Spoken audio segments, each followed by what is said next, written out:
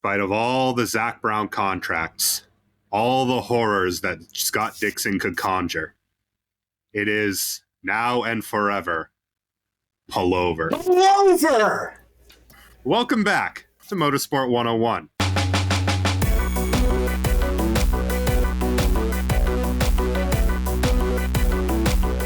Welcome to episode 470 of Motorsport 101. I am your friendly neighborhood host, Tjhe Harrison. And in the words of esteemed poet laureate Gordon Ramsay, finally, some good fucking food after that MotoGP taping we just had to sit through. Oh my God, something positive to talk about. Yeah, God. Welcome to the coronation in Portland of one Alex Palou, the penultimate round of the IndyCar season championship for 2023 happened, and well, Alex Palou went full Babe Ruth. He said to Chip Ganassi before this race started, "We're winning this championship right here, right now. I'm going to do it with a win." He called his shot. He called his shot and he did it. He dominated the Grand Prix of Portland. Wait.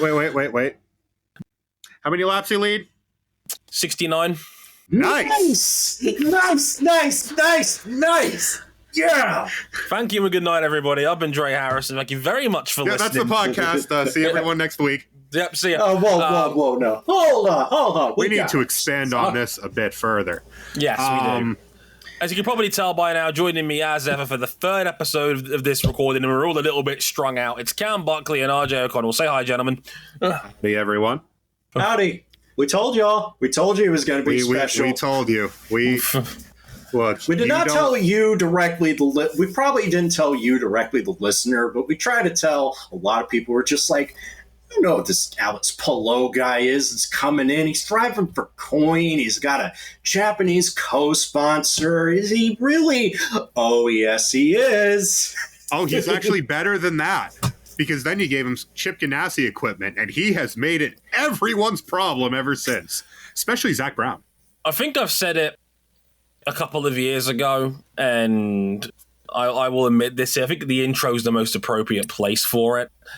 I distinctively remember the fuss from my two colleagues in this room right now over Alex Palou when he joined Dale Coyne over from Super Formula, and I never understood what the fuss was about this kid.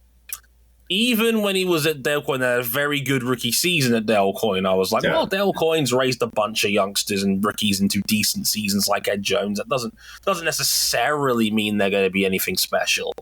And they plugged him into the 10. And then they put him in the 10, and then it all went to shit. I was like, okay, it's like that. Okay, that boy nice. Okay, fine. That boy very nice. Shit. Okay. I can qualify this with but a mere summary of this season. He just curb stomped Scott Dixon in equal machinery. Again. It doesn't happen that way. He's done it twice in 3 years, Cameron. It shouldn't be possible. And Scott Dixon spent the last month reminding us of who he is.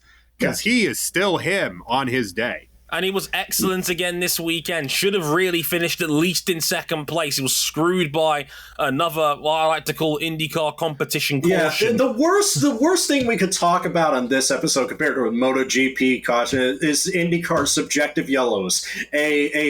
A pejorative subjective in the series that only IndyCar race director Kyle Novak likes.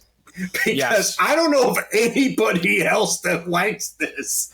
I still remember on the radio after they were bunching the field back up again, Scott Dixon went ape shit in regards to... They were running out of beeps.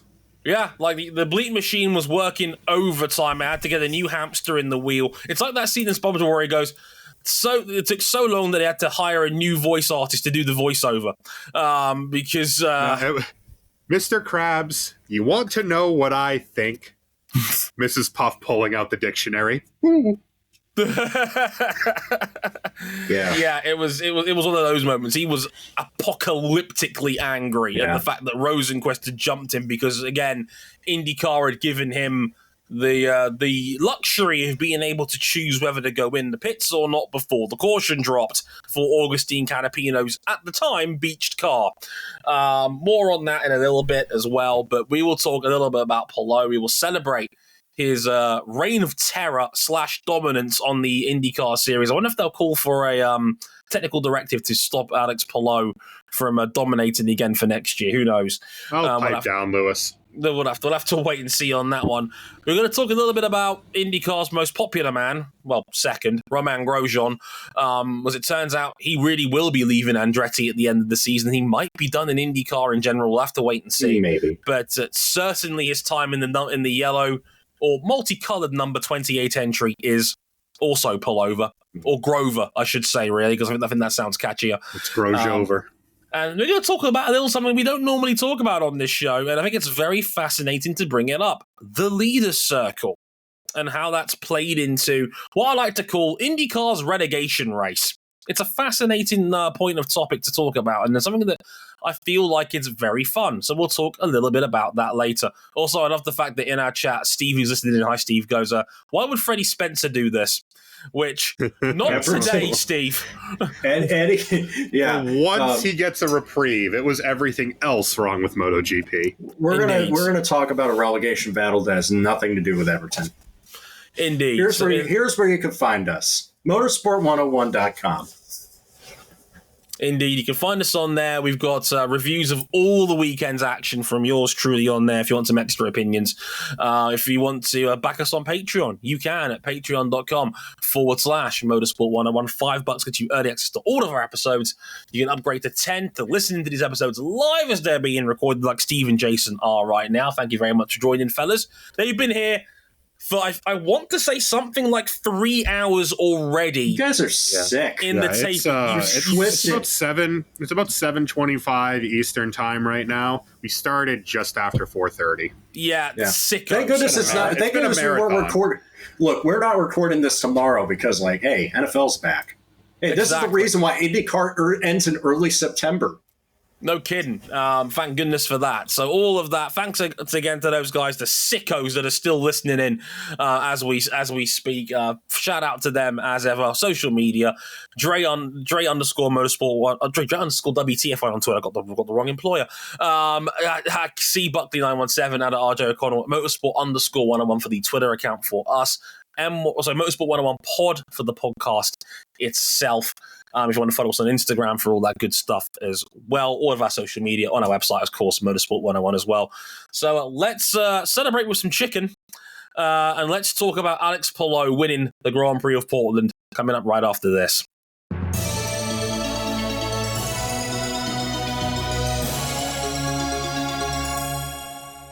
This is where I would do the famous Norm Macdonald bit of not eating a single morsel of food until Alex Palou wins the championship. You tell me he won it with a round in hand, and then I would just stuff my face in a bucket full of original recipe Kentucky Fried Chicken.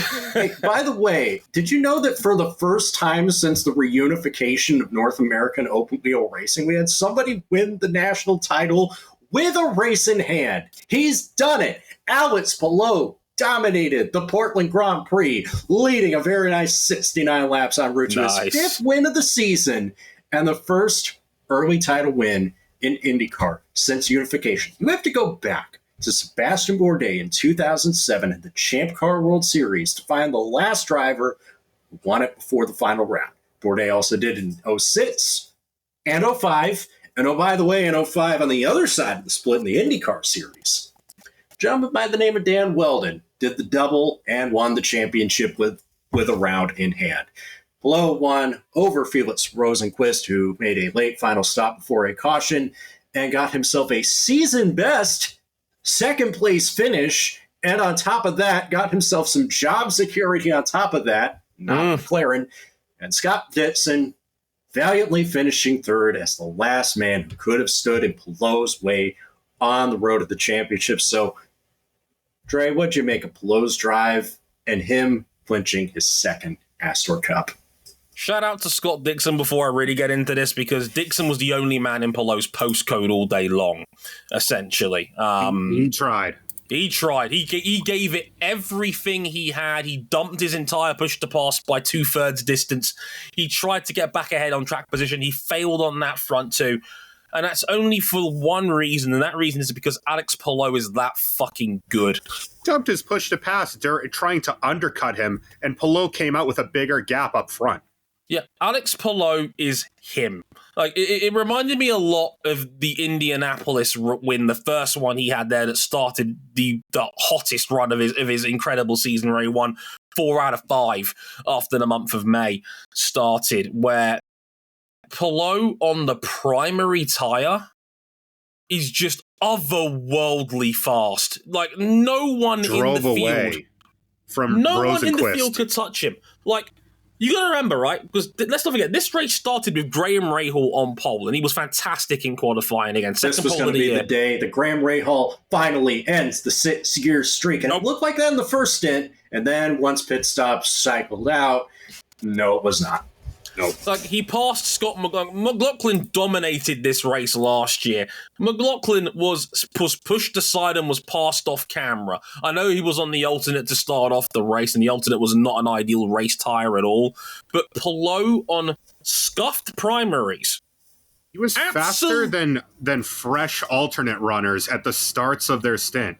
On that final stint, after the caution, Rosenquist was behind him on brand new alternates, and Palou gapped him immediately.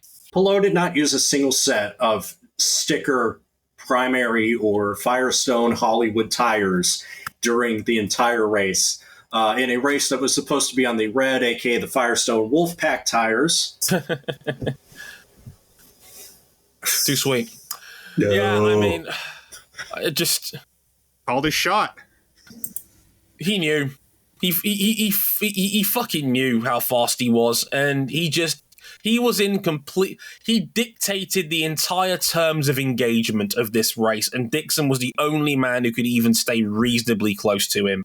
His used primary pace was absolutely untouchable. His start was perfect. His primary tire form was perfect. Scott Dixon threw an unusually unlike Scott Dixon level of aggression strategically at him to try and beat him, and Dixon failed. If you want a microcosm of everything great about Alex Palou, this race had everything. Felix Rosenquist had the sticker reds to end the race and failed. Everything got blown away. Yeah, that's the thing, though. Like this was people were saying this was going to be an alternate race. This ended up with the conditions being a primary race. It turned very quickly. Like the alternate tires would not last very long. And to his credit, Alex Palou made the one set of alternates that he used. He didn't have the kind of dramatic fall off that other drivers did. Yeah, even when he was on the suboptimal tire, he was still better than everyone else. I've joked that he's the dark magician of IndyCar for the sorcery that he pulls off. He's upgraded. He's the full Dark Paladin. He's merged with Buster Blader. He is completely untouchable. This is he's death when death shows up in Gauntlet Dark Legacy, and there's nothing you could do. You just run. Yeah, that's a Gauntlet deep cut. Dark Legacy deep cut. I don't know how many of our listeners remember that shit. None of them on the PS2, because all of their PS2s lost the ability to read CDs after a week. It was a coronation. It was Ronnie O'Sullivan in the middle of a championship winning century clearance. He danced on this field, and I cannot tell you how good this IndyCar field is. Scott Dixon, the last 5-6 rounds of the year. Like, in fact, no, I stand corrected. I love what Jason put in the chat. He's Darth Vader when you realize he doesn't have a health bar. I was like, oh, no. You're not fighting him. You're running for your life. It's like, I need to point this out here. Scott Dixon, his average finish this season has been 5.6. In any other IndyCar year, that is at minimum contending probably a championship. And that has been tanked. That 5.8 has been tanked by an incident early in the season at Long Beach where he was stuffed in the tires by Pato O'Ward. That was not his fault. Otherwise, it was also helped heavily in the last month by 2 wins on the bounce. Yeah. 2 wins on the bounce. He's at 525 points. We've stayed at about 17 rounds in IndyCar for a little while now. Yeah. I've said general rule of thumb, 550 puts you in title contention. That's a very good year. 550 is roughly championship level. Palou is at 618. I say, Andre, drop me that track. 618. 618. Like Jason puts in the chat, hadn't Will Power had something around 5 last year? You'd be correct, Jason. His average finish last season, the year we nicknamed Zen Master Will Power, was 5.8. Alex Palou's average finish this year has been 3.8. Something that has not been done, again, since the unification of the sport, to have a champion with an average finish below 4. Let me read off this. This came out during the weekend, and I thought this was just astonishing. Across the first 63 starts of someone's IndyCar career, in terms of overall statistics, wins, top 5s, and top 10s, it goes as follows. Mario Andretti, AJ Foyt, Alex Palou. He's only the 6th man in history to win 2 titles before his 27th birthday. In the first 63 career starts, he's the 3rd greatest IndyCar driver we've ever seen. Yeah. And the top 2, that's a pretty good company if you're between Mario Andretti and AJ Foyt. Arguably the 2 greatest racing drivers in North American motorsport history. I do need to point out that graphic that was shown on the broadcast compared Palou specifically to the top 5 most successful drivers. Yes, Sebastian Bourdais had an all-time heater of a first 63 races. He did not finish top 5 in career wins. Yeah. Which just goes to show you how, God... the years after Toro Rosso, not been kind. Yeah, and this is a series that, as opposed to open class series where the objective is to build the best car and then install the best drivers into it, this series is largely spec. That's right.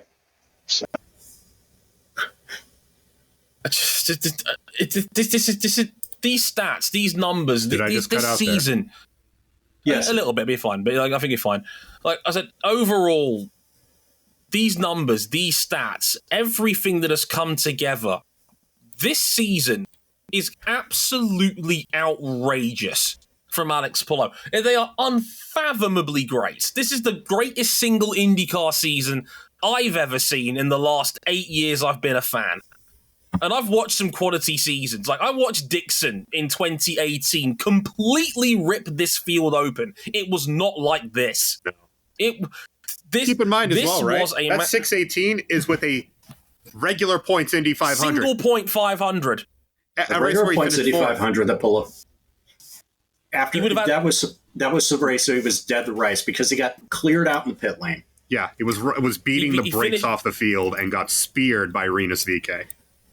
If he had the extra awards, I think it's 32 points for finishing 4th, and on top of that, if it was a double point 500, he'd be in range of Dixon's all-time scoring record from 2018. I think he had 670 something, this is otherworldly. I said this on Twitter, and I will say it again here. Max Verstappen is putting together an all-time ridiculous Formula One season. He will do well not for him to have the greatest statistical F1 season we've seen since Jim Clark went perfect, right? I am not fully convinced Max Verstappen is driver of the year, and that's only because Alex Palou has been that good. And IndyCar is a series that is designed inherently to prevent this from happening. The chassis are spec. The tires are single supplier. The only things that are really open are suspension, choices on aero, because you have some sets of parts that you can pick, and picking between Honda and Chevrolet for engines. This shouldn't be possible. Yeah. None of this should be possible. It's only possible when you have a driver operating that far ahead of everyone else. And this year, his worst race was 8th. 2 8th places, Twice. 1 7th. I think everything else is in the top 5. 5 podiums, like 5 wins, 9 podium finishes. And Scott Dixon, like I said, arguably the greatest North American racing driver of the modern age, is nearly 100 points behind him. And Dixon has had a fantastic season, by all accounts. He's been incredible. There you go. Jason Capitales, he's finished outside of the top 5 4 times this year in 16 races. What is this man? Like, honestly, it is completely ridiculous. We've gushed for the last 15 minutes about this, and I still feel like we're not doing him justice. And I got on top of this as well. Disgustingly nice man. One of the nicest honestly, dudes in the paddock by all accounts. Always worth a laugh. I've spoken to Jack Benyon about this, who's my colleague at the race who covers IndyCar. Gushes about what a genuinely lovely man he is. He will give you time. He will ask how you're doing. He will always give you as much as he possibly can in terms of candidness, in honestness. We've had the fortune of having him on the WTF1 podcast earlier this year with Harry Benjamin and Calvin O'Keefe. I was in complete shock when I found out they had Palou on the show because he didn't tell me as I was editing the show that they had Palou on it. And he was, again, a delight on that show as well. He was as candid and as honest as you can be. He is a disgustingly nice man. He's almost too nice for his own good. He's a fantastic ambassador for the series. It says a lot about the state of Palou as a human when the number 10 crew gushes over this man, and when he won the title, one of the first dudes to come over and congratulate him was Marcus Ericsson, who is leaving this team at the end of the season, and gave him an enormous hug. Yeah. And think of the difference in scenes from a year ago when he was effectively frozen out of that team due to the still ongoing contract drama. Dario Franchitti has his hair. Yeah, that is terrifying. Dario was there. Dario Franchitti was there to watch this coronation.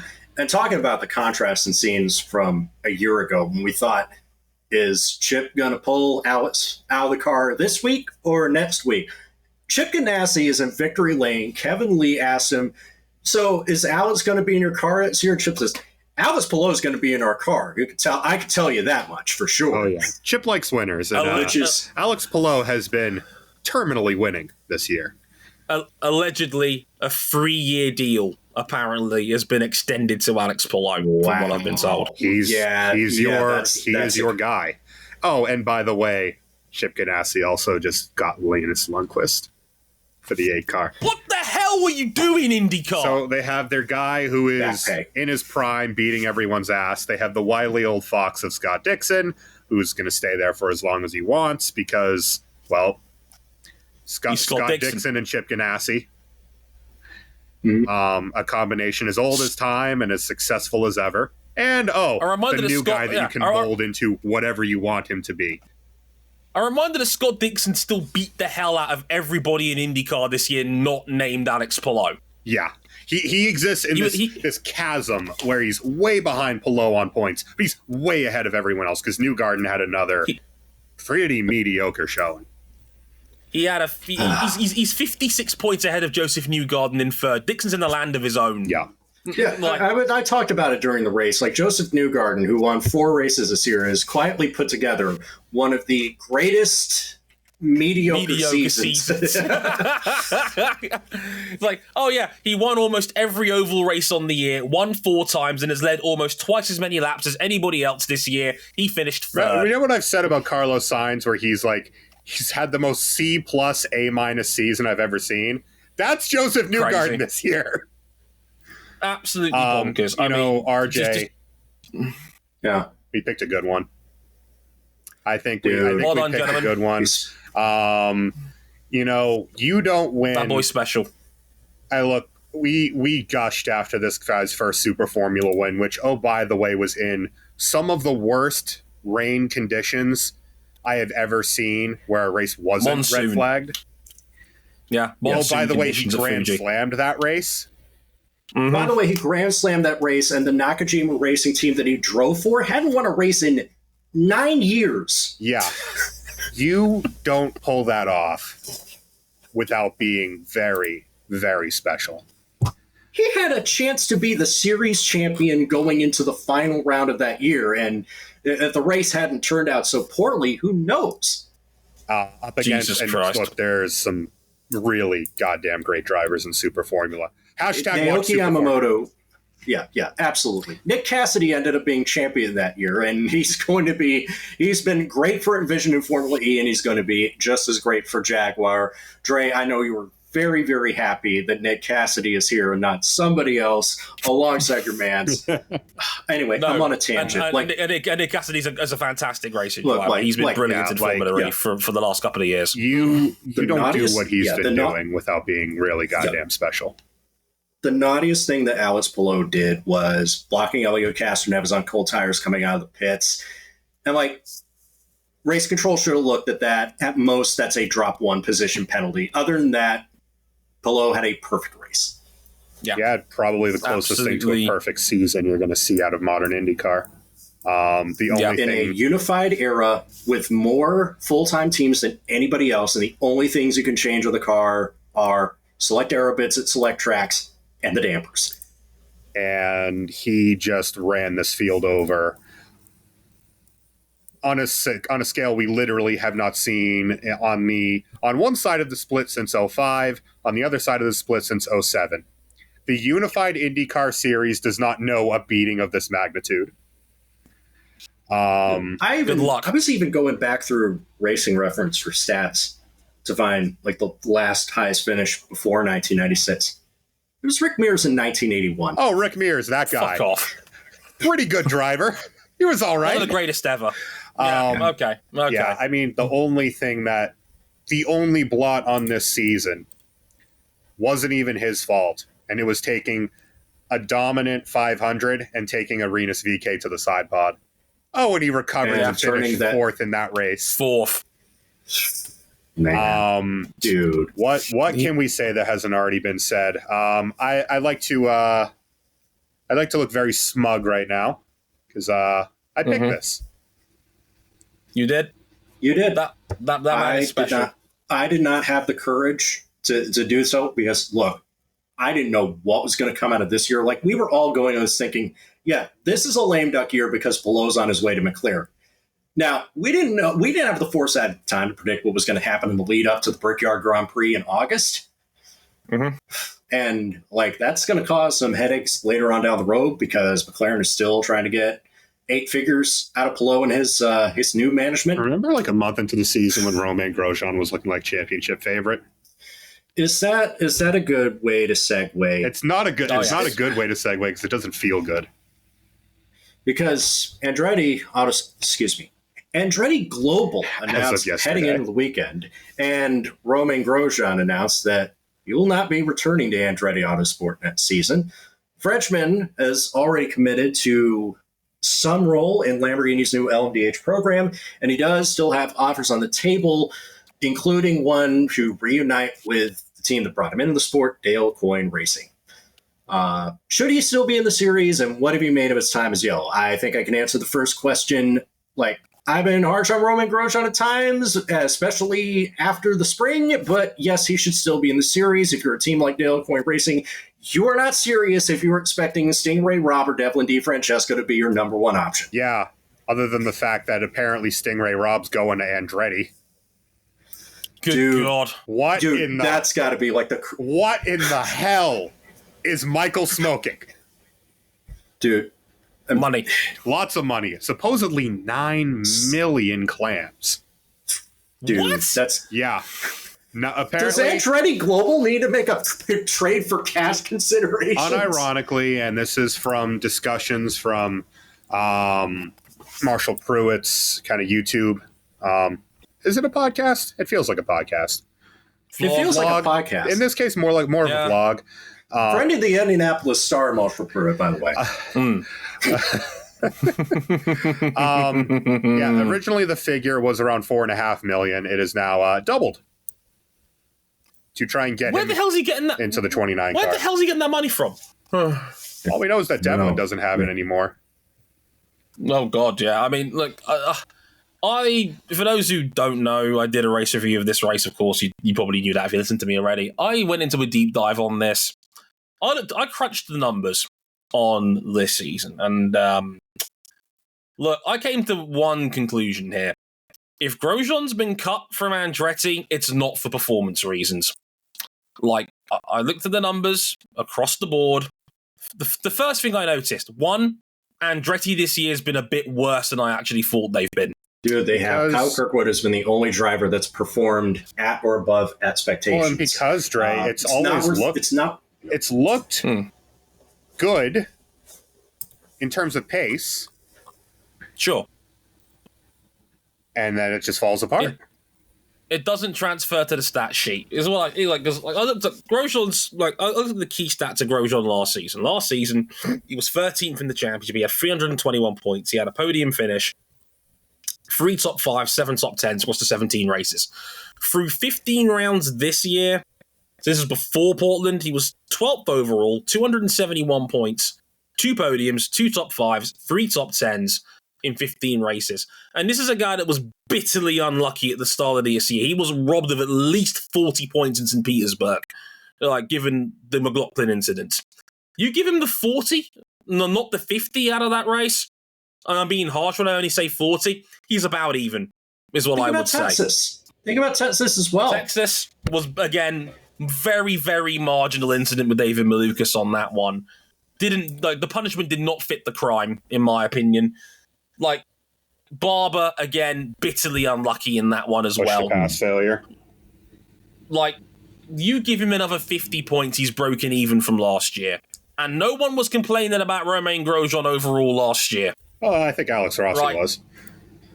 Well, Alex Rossi complains about everybody. And Romain Grosjean himself even said, "Look, I could be kind of an ass as a teammate, and that's something that he worked on. But apparently, it's just like when Romain Grosjean has a bad day, and he had bad days when he was at Haas.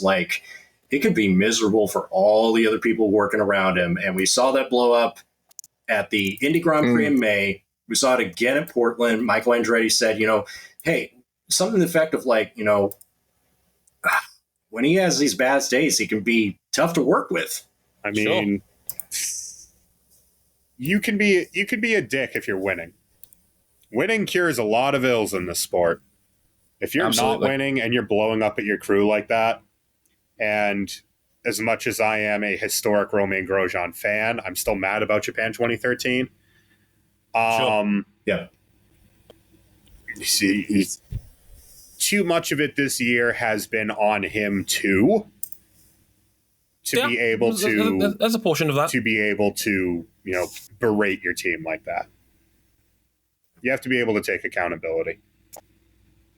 And the evidence of what I've read from people like Marshall Pruitt and others across the board this year in IndyCar has been that Grosjean has had an unfortunate tendency to lash out at his team on numerous occasions, including this past weekend in Portland, where in qualifying, we saw him on the hard camera visibly going at it with his crew chief.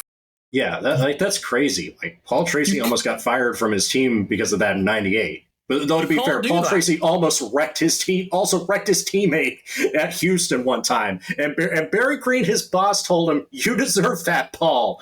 Dude, I think it's crazy because Romain Grosjean, outside of the working environment, when he's not having a bad day like that, one of the nicest people in the sport. And one of the most popular people in the sport as a result.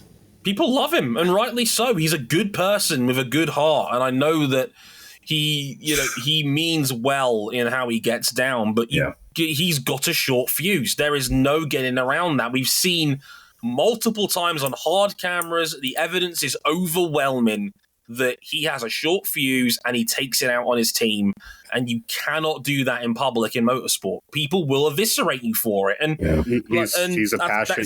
He celebrates the success, and it blows up about the defeats just as passionately. Right. And lately, and that's a problem. And lately, he's had a whole lot less success to talk about because the second half of this year has been really poor, but not just for him, for all of Andretti. Difference is the guys like Kirkwood and Herta are putting their heads down and trying to get on with it. Grosjean's average finish since the month of May has been 15. And that does not reflect the pace that he and the rest of that team has shown, but that's the Andretti way lately.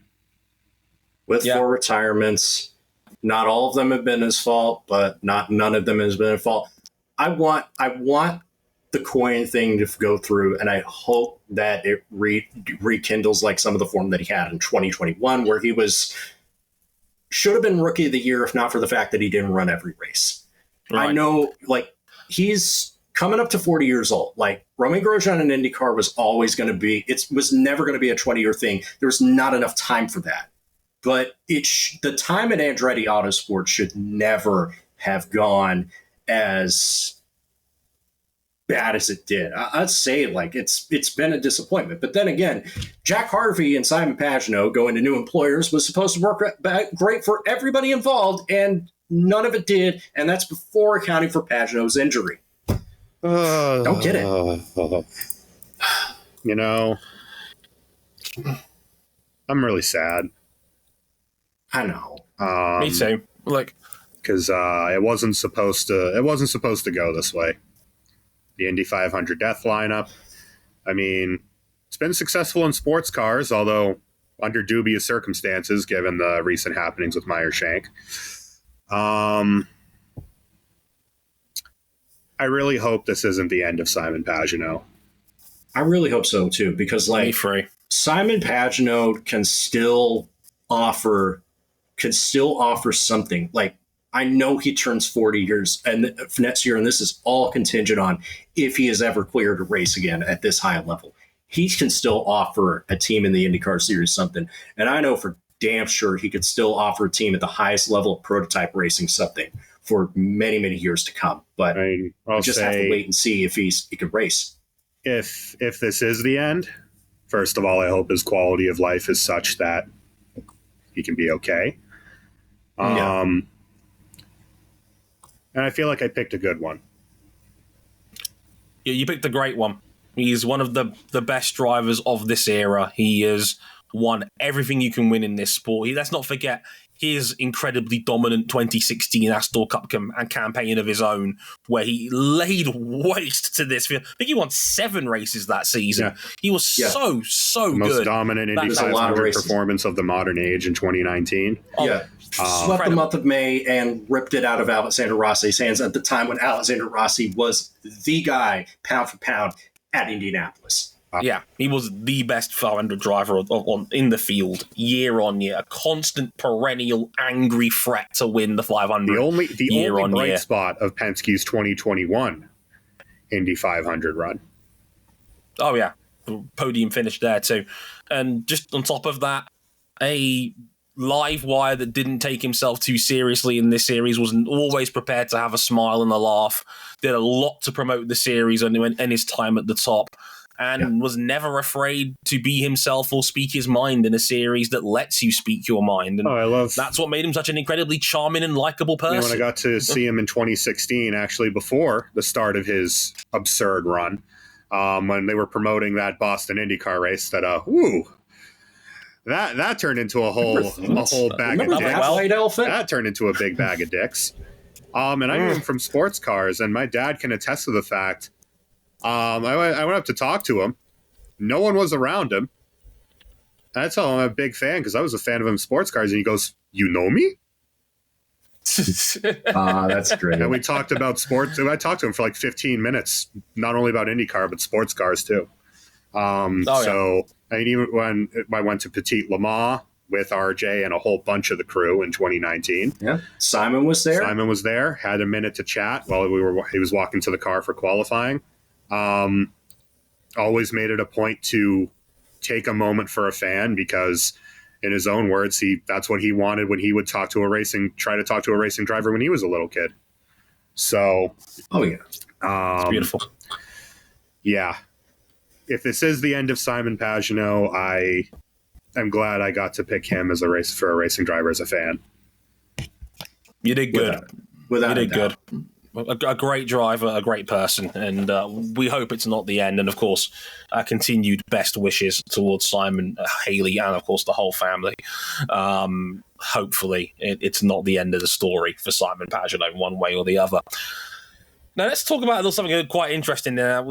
This is something that not a lot of people I notice in IndyCar talk about very often. Well, because I tried to talk about this a couple of years ago, and then it seemed like the rules of this changed like every other week. Like there was a part-time car that was in the top 22 in the owners' points, but it doesn't count for leader circle points, even though it does. Oh, man. So the leader circle. What the leader circles is... top 22 in owners points, top 22 full-time teams that run every single race get a $1 million prize bonus. It's basically like the Premier League's relegation battle. Only this one doesn't involve Everton, doesn't involve Luton Town. Well, it's a lot like when we had 12 teams, or more than 10, I should say, in Formula One, where the top 10 get the money. The other two at the bottom, sucks to be them. All right. So we got an up-to-date standings here. So we do. I'm going to go on Wikipedia as well. Yeah. So thank you for that. Only nerds appreciate that, by the way. Thanks, but Toto. Of course. Here's who I know was definitely safe. So 19th through 27th. I could say that the number 14 AJ Foyt car, driven by Santucci Farino, is safe. I can also say the same of Elio Castroneves' number 06 car, the car that's going to be driven by Tom Blomqvist next year. I can tell you in all confidence that the number 51 Dale Coyne Rick Ware car, currently being driven by Stinger, is confidently not going to crack the top 22. No. And the same for the number 55 car of AJ Foyt Enterprises, which by some miracle might still be driven by Benjamin Peterson, who has a multi-year deal and quite a bit of backing behind him. And plus, I guess you could always take a chance on the fastest rookie to ever qualify for the Indianapolis 500, who also got parked for an oval race for being too slow. I don't get it. But here are the team. But I want to get to the point, there are 5 teams within 15 points of one another, and only the top 2 are going to finish in those 2 spots to lock down that $1 million bonus. I was going to say, yeah. And I'll get to this after RJ explains, but there is genuine big ramifications regarding where these 5 cars finish up. So, in the number 20 car at Carpenter Racing, 179 points. They are 7 points above the cut line. That is the car being driven by Ryan Hunter-Reay. 22nd, holding on to that spot, is the number 30 Ray Hall Letterman Lanigan Racing car, being driven by Yuri Vips. We got time for that. We got time to talk about that after this. I honestly prefer we just leave it. Fuck that guy. Yeah. I'll keep it brief. If you are white and you are commenting on this, you do not have the authority to tell people of color whether or not I should forgive someone like Yuri Vips for dropping an M-bomb on a stream and whether he should be given a second chance. People of color do not normally have the luxury to be able to make those kind of decisions. I'm not going to tell you to forgive him. Fuck that guy. I can also say this. Yes, he was the top rookie in 18th in this race, but that's also because Marcus Armstrong and Agustin Canapino Marcus Armstrong had such a good race going and had a disastrous stop. 7th. He was running 7th at the time. Okay. God damn it. All right. Anyway. Big board. 20 car, 7 points above the cut line. 30 car on the cut line. 29 car. This is the Devlin DiFrancesco car. 3 points behind 22nd. The 60 car that is going to be driven by Tom Blomqvist in the finale at Laguna Seca is 6 points behind the cut line. And the number 78 Yukos Hollinger car of Agustin Canapino is 8 points behind the cut line. There is big ramifications on this, not just in terms of the extra $1 million of funding if your car cracks the top 22. We've got it on good authority. Andretti will downsize to 3 cars, potentially, if Devlin's 29 doesn't make it. Yeah, basically it's a question of whether they can that car entirely or if Stingray Rob's big bag of bucks sustains that car into next year. But why? Like, Stingray Rob is cheeks. $9 million. Jesus That's enough Christ. to subsidize that seat and then some. They might actually For who? They might actually make money, no matter how ass he is, with that kind of funding. That's crazy. That's like the Oakland Athletics being profitable while they just completely flagrantly tell their fans to go fuck themselves. Yeah. If Stingray Rob doesn't end up in that seat, Andretti have already said they are likely to get rid of the 29 car entirely. I want to talk about the 78 car. Yeah, because we have it on again. Like Ricardo Juncos kind of spoke about this on the record after Portland finished on social media.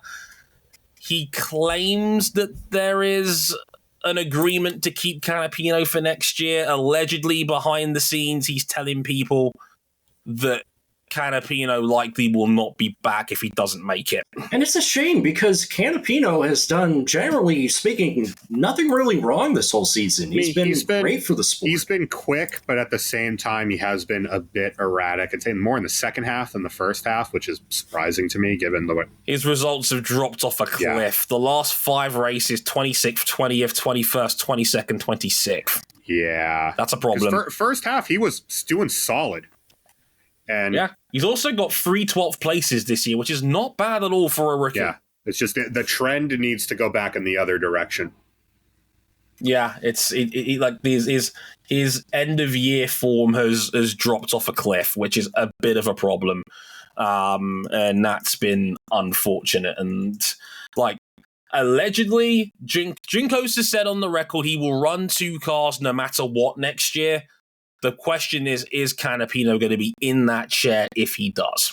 There's another question, like, is Callum Ilott going to be a Juncos Hollinger racing car or a Arrow McLaren with Juncos Hollinger racing car?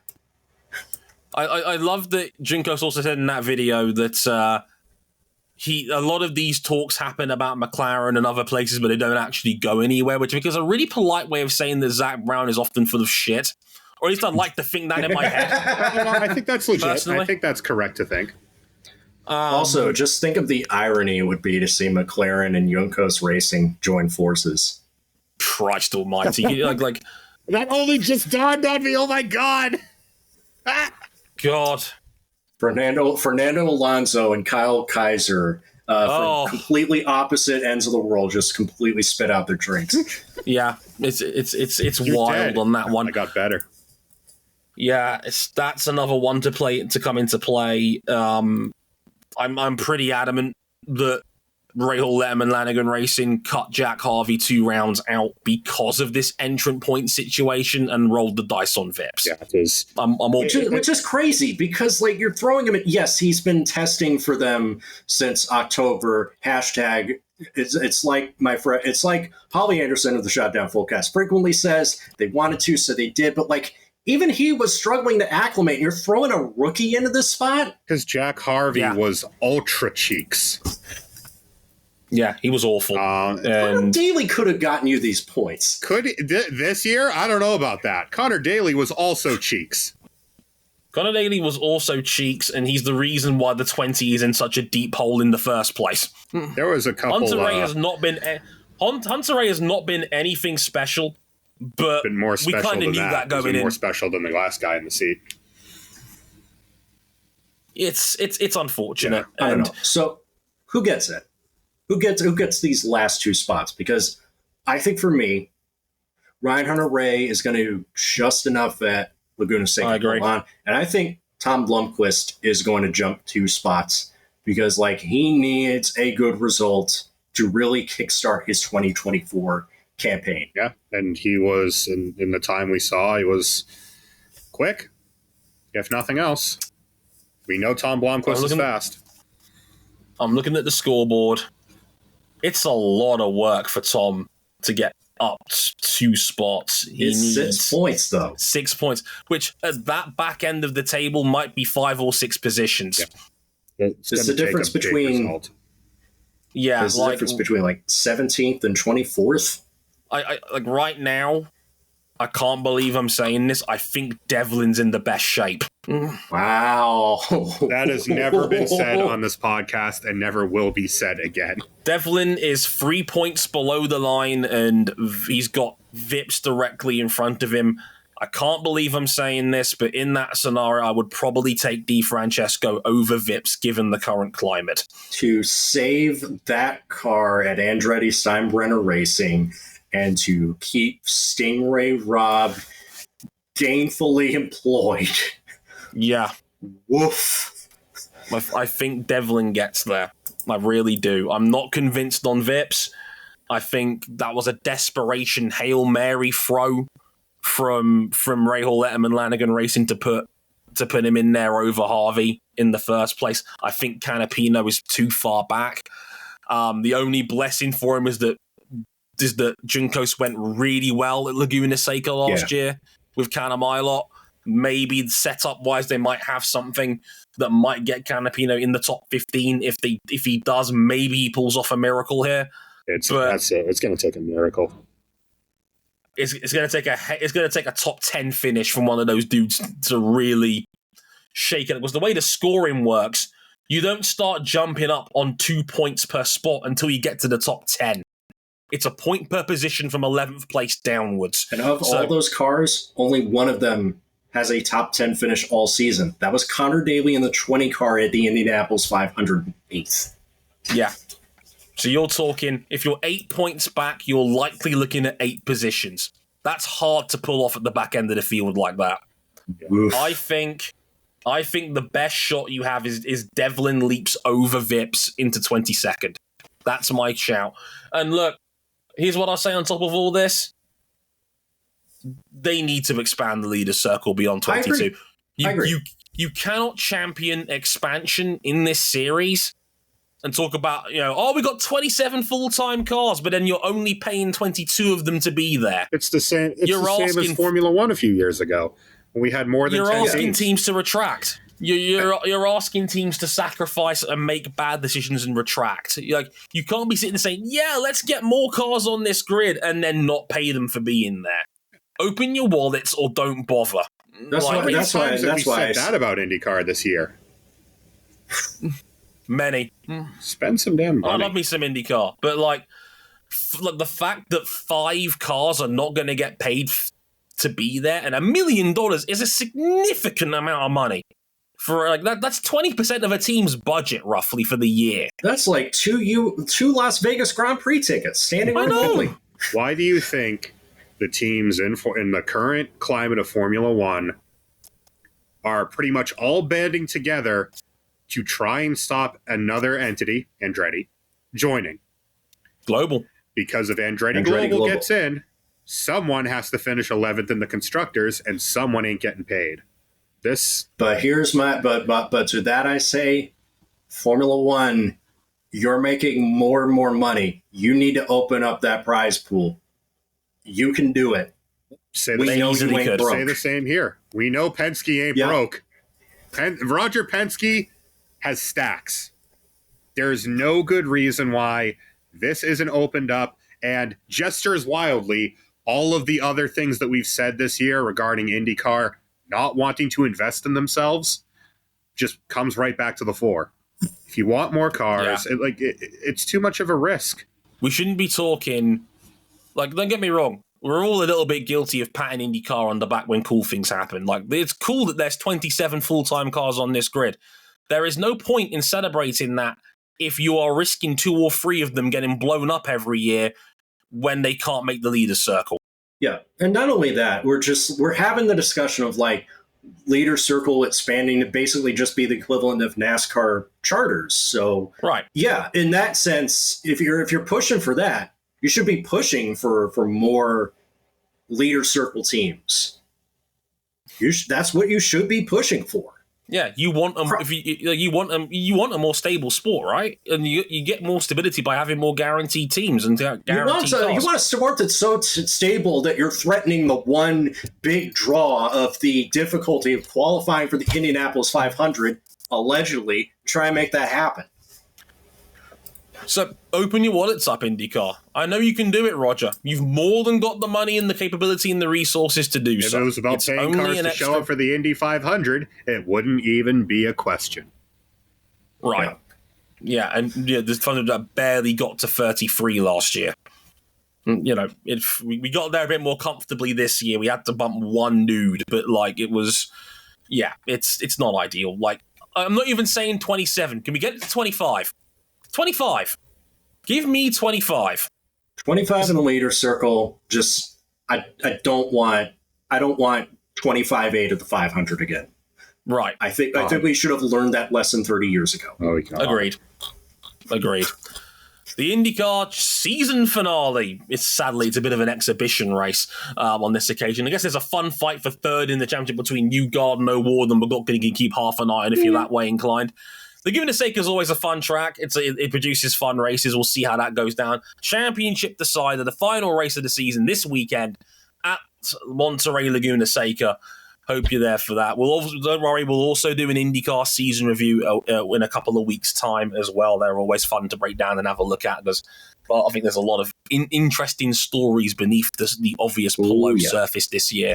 It's been a fascinating season generally. Even if you want to say one more time, Alex Palou, just an unbelievable, incredible season from the Spaniard. All hail the fried chicken master himself. And we'll see how the rest of the field shakes out. But an incredible display from Alex Palou all year long, and a very, very worthy two-time Astor Cup winner and IndyCar Series champion. I've been Dre Harrison. They've been Cam Buckley and RJ O'Connell. Thank you very much for listening, and we'll catch you guys next week. Sayonara. Adios.